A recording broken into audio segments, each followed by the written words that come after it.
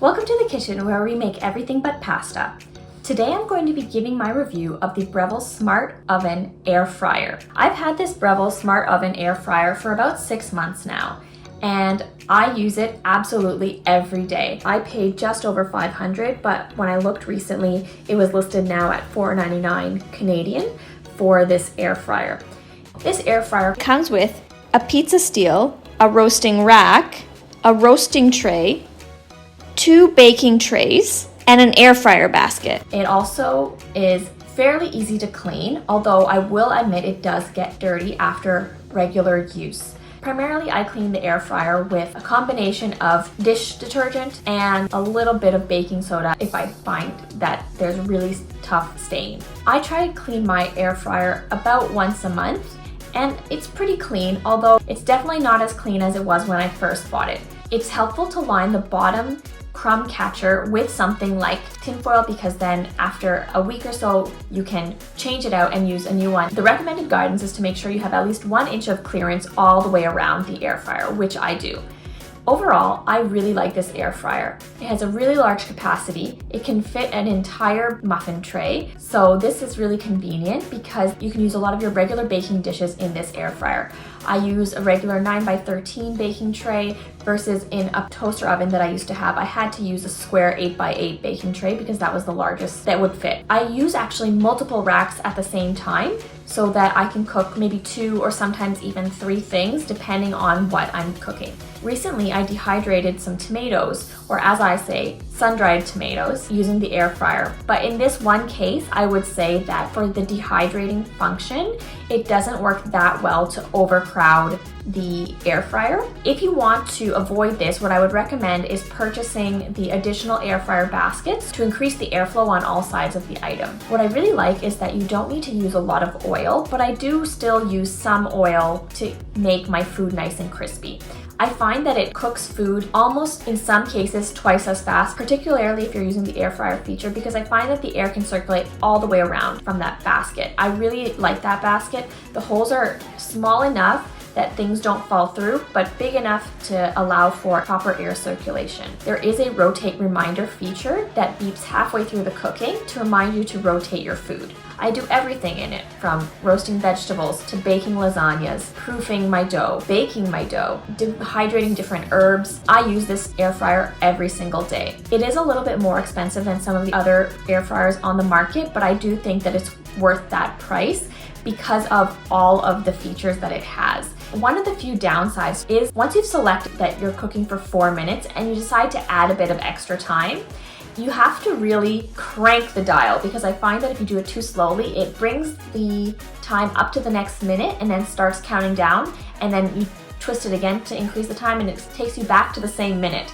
Often what I do is I'll really crank up the time and then do a count down instead of a count up. It can go as low as 80 degrees Fahrenheit, and I believe the highest it goes is probably about 500. I've never had a need for it to go any higher than that, and I found that the temperature range that it offers more than meets my needs. For those that like to cook in Celsius, you can also transition between Fahrenheit and Celsius for the temperature, which is nice, and it adds a little bit of versatility. One of the things I really like about this air fryer is the evenness of the temperature. I baked cookies in here, and I didn't even have to rotate the cookies halfway through. I cook with it every single day, and I can't imagine not having an air fryer like this. You'll sometimes need to line it with parchment paper or a Silpat so that your items don't fall through, and the air fryer basket has the right size holes. One of the things that I've done in the past when things were too small is actually used the pizza steel, which is a solid tray that fits in the air fryer. I've used this to dehydrate chives,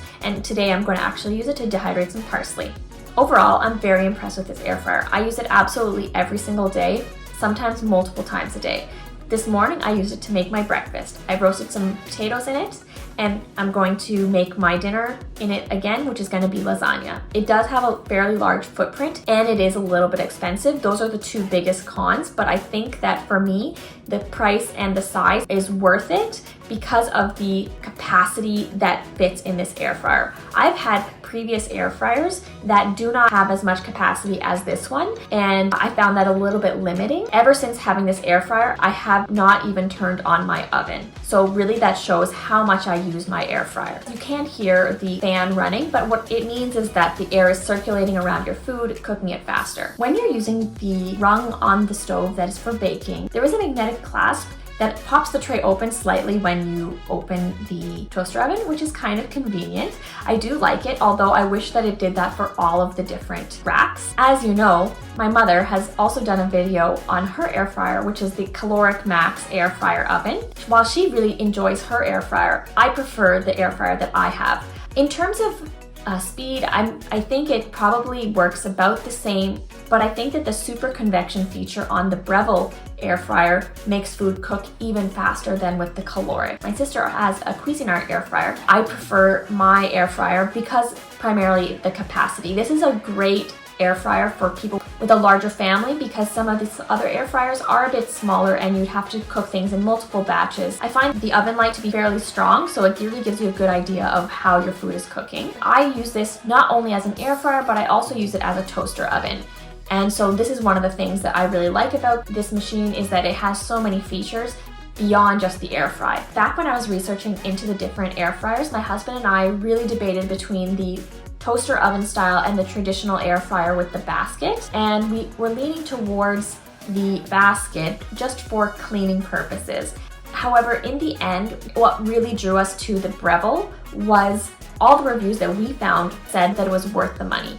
And for us, what we wanted was to have an air fryer that would last us. So if this lasts us 5 years, 7 years, 10 years, I wouldn't be surprised. And overall, I think it will save us money in the long run because at this point, we haven't turned on the oven in over 6 months. Last week, I made apple crisp using my mom's recipe that's available on this channel using my air fryer.